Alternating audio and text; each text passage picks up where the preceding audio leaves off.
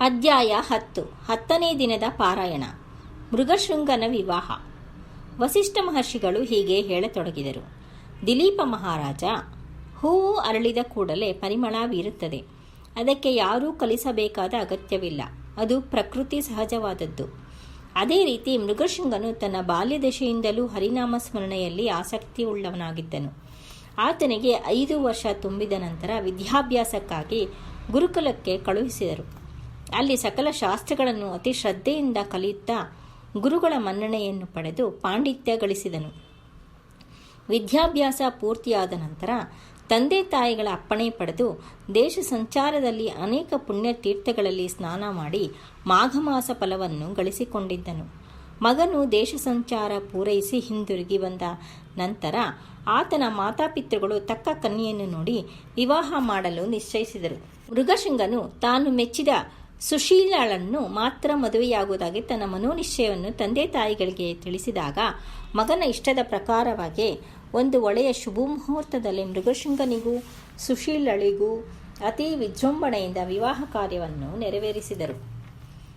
ಸುಶೀಲೆಯ ಇಬ್ಬರೂ ಸ್ನೇಹಿತೆಯರು ಮೃಗಶೃಂಗನನ್ನು ನೋಡಿ, ಆರ್ಯ, ನಮ್ಮ ಗೆಳತಿಯಾದ ಸುಶೀಲೆಯನ್ನು ವಿವಾಹವಾದಂತೆಯೇ ನಮ್ಮಿಬ್ಬರನ್ನೂ ಈ ಶುಭಲಗ್ನದಲ್ಲಿಯೇ ವಿವಾಹವಾಗುವಂತೆ ಕೋರಿದರು. ಆದರೆ ಪುರುಷನಿಗೆ ಏಕಪತ್ನಿತ್ವ ಧರ್ಮವೇ ಹೊರತು ಮೂವರಲ್ಲ ಎಂದು ಮೃಗಶೃಂಗನು ಸಂದೇಹಿಸಿದಾಗ, 2-3 ಕನ್ಯೆಯರನ್ನು ವಿವಾಹವಾಗುವುದಕ್ಕೆ ಶಾಸ್ತ್ರಗಳ ಸಮ್ಮತಿ ಇದೆಯಲ್ಲ. ದಶರಥನಿಗೆ 3 ಪತ್ನಿಯರು, ಶ್ರೀಕೃಷ್ಣನಿಗೆ 8 ಪತ್ನಿಯರು, ಪರಮೇಶ್ವರನಿಗೆ ಗಂಗೆ ಗೌರಿ ಇಬ್ಬರಲ್ಲವೇ? ಅವರಿಗಿಲ್ಲದ ಅಭ್ಯಂತರ ನಿನಗಿದೆಯೇ ಎಂದು ಪ್ರಶ್ನಿಸಿ ಆ ಯುವತಿಯರು ಆತನನ್ನು ಸುತ್ತುವರೆದರು. ಮೃಗಶೃಂಗನು ಯಾವುದೇ ಉತ್ತರವನ್ನು ಹೇಳಲಾರದೆ ಹೋದನು. ಮದುವೆಯ ಸಂಭ್ರಮವನ್ನು ನೋಡಲು ಅನೇಕ ಬಂಧುಗಳು ಬಂದಿದ್ದರು. ಮೃಗಶೃಂಗ, ಆಕ್ಷೇಪಿಸಬೇಡ. ಆ 2 ಯುವತಿಯರು ಅಭೀಷ್ಟವನ್ನು ನೆರವೇರಿಸು, ಅವರನ್ನು ದುಃಖಪಡಿಸಬೇಡ ಎಂದು ಹೇಳಿದರು. ಹಿರಿಯರೆಲ್ಲರ ಅಭಿಮತದಂತೆ ಮೃಗಶೃಂಗನು ಆ 2 ಯುವತಿಯರನ್ನು ವಿವಾಹ ಮಾಡಿಕೊಂಡನು. ಮೃಕಂಡು ಜನನ. ಉತ್ತಮ ಲಕ್ಷಣಗಳಿರುವ ಸ್ತ್ರೀಯರನ್ನು ವಿವಾಹವಾದನೆಂದು ಮೃಗಶೃಂಗನು ಆನಂದಗೊಂಡನು. ಆ 3 ಸ್ತ್ರೀಯರೊಂದಿಗೆ ಸಂಸಾರ ಮಾಡುತ್ತಿದ್ದನು. ಹಾಗೆ ಸ್ವಲ್ಪ ಕಾಲ ಕಳೆದ ಬಳಿಕ ಸುಶೀಲಾ ಎಂಬ ಪತ್ನಿ ಗರ್ಭಧರಿಸಿ ಶುಭಲಗ್ನದಲ್ಲಿ ಪುತ್ರರತ್ನನಿಗೆ ಜನ್ಮ ನೀಡಿದಳು. ತನಗಿಂತಲೂ ತನ್ನ ಮಗ ಎಲ್ಲ ವಿದ್ಯೆಗಳಲ್ಲೂ ಪರಿಣಿತನಾಗಬೇಕೆಂಬ ಆಸೆ ಉಳ್ಳವನಾಗಿ ಮೃಗಶೃಂಗನು ಶಿಶುವಿನ ಜಾತಕರ್ಮಗಳನ್ನು ನಡೆಸಿ ಮೃಕುಂಡು ಎಂದು ನಾಮಕರಣ ಮಾಡಿದನು. ಮೃಕುಂಡು ದಿನೇ ದಿನೇ ಪ್ರವರ್ಧಮಾನನಾಗಿ ತಂದೆ ತಾಯಿ ಬಂಧು ಜನ ಹಾಗೂ ಹಿರಿಯರ ಬಗ್ಗೆ ಭಯಭಕ್ತಿ ಉಳ್ಳವನಾಗಿ ಬೆಳೆಯುತ್ತಿದ್ದನು. 5 ವರ್ಷ ತುಂಬಿತು.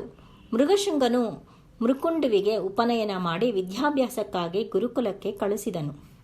ಗುರುಕುಲದಲ್ಲಿ ಮೃಕುಂಡು ಗುರುಗಳು ಹೇಳಿದ ಸಕಲ ಶಾಸ್ತ್ರಗಳನ್ನು ಕಲಿಯುತ್ತಾ ಸಕಲ ಲಕ್ಷಣಯುತವಾಗಿ ಗುರುಗಳ ಮನ್ನಣೆಯನ್ನು ಮೆಚ್ಚುಗೆಯನ್ನು ಪಡೆಯುತ್ತಾ ಯುಕ್ತ ವಯಸ್ಸಿಗೆ ಬರುವವರೆಗೂ ವ್ಯಾಸಂಗ ಮಾಡಿ ಸಕಲ ಶಾಸ್ತ್ರಗಳಲ್ಲೂ ಪಾಂಡಿತ್ಯವನ್ನು ಗಳಿಸಿದನು. ಮೃಕಂಡನು ವಿದ್ಯಾಭ್ಯಾಸವನ್ನು ಪೂರೈಸಿಕೊಂಡು ತಂದೆ ತಾಯಿಯ ಬಳಿಗೆ ಬಂದನು. ಸ್ವಲ್ಪ ಕಾಲಕ್ಕೆ ಮರುಧ್ವತಿ ಎಂಬ ವಧುವಿನೊಂದಿಗೆ ವಿವಾಹ ನಡೆಯಿತು. ಅಂದಿನಿಂದ ಮೃಕಂಡನು ಗೃಹಸ್ಥಾಶ್ರಮವನ್ನು ಸ್ವೀಕರಿಸಿದನು.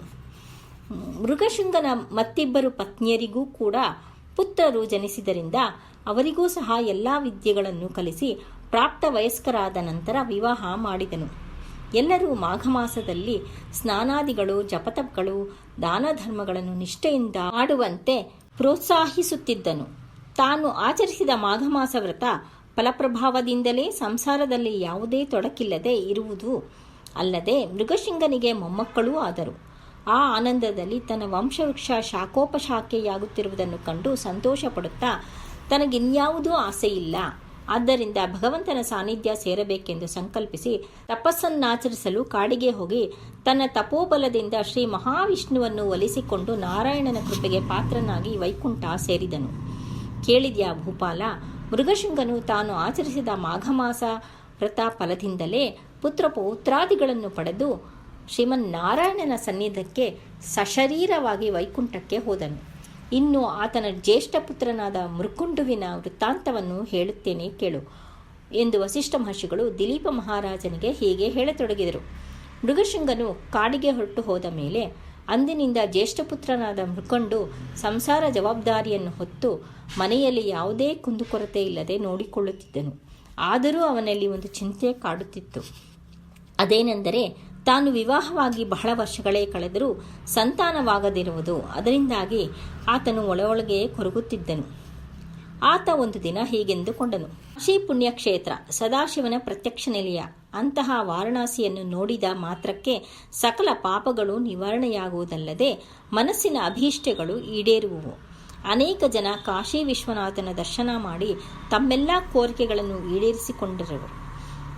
ಆದ್ದರಿಂದ ತಾನೂ ಸಹ ಸಂಸಾರ ಸಮೇತ ಕಾಶಿಗೆ ಹೋಗುತ್ತೇನೆ ಎಂದು ಮನದಲ್ಲಿ ನಿಶ್ಚಯಿಸಿಕೊಂಡು ಪ್ರಯಾಣಕ್ಕೆ ಸಿದ್ಧತೆಗಳನ್ನು ಮಾಡಿಕೊಂಡು ಹೊರಟನು. ಮಾರ್ಗ ಮಧ್ಯದಲ್ಲಿ ಅನೇಕ ಕ್ರೂರ ಮೃಗಗಳ ಹಿಡಿತದಿಂದ, ಕ್ರಿಮಿಕೀಟಗಳ ಅಪಾಯದಿಂದ, ತೀವ್ರ ಕಷ್ಟಗಳಿಂದ ಪಾರಾಗಿ ಕುಟುಂಬ ಸಮೇತನಾಗಿ ಕಾಶಿ ಕ್ಷೇತ್ರವನ್ನು ಸೇರಿದರು. ಕಾಶಿ ಪಟ್ಟಣಕ್ಕೆ ಸೇರಿಕೊಂಡಂತಿರುವ ಗಂಗಾ ನದಿ ತನ್ನ ವಿಶಾಲ ಬಾಹುಗಳನ್ನು ಚಾಚಿ ಪ್ರಶಾಂತವಾಗಿ ಹರಿಯುತ್ತಿದೆ. ಮೃಕಂಡನು ಪರಿವಾರ ಸಮೇತನಾಗಿ ಪ್ರಸಿದ್ಧಿಗೊಂಡ ಮಣಿಕರ್ಣನ ತಟದಲ್ಲಿ ಕಾಲಕೃತ್ಯ ಸ್ನಾನಾದಿ ವಿಧಿಗಳನ್ನು ಪೂರೈಸಿಕೊಂಡು ವಿಶ್ವನಾಥನ ಮಂದಿರಕ್ಕೆ ಹೋದನು.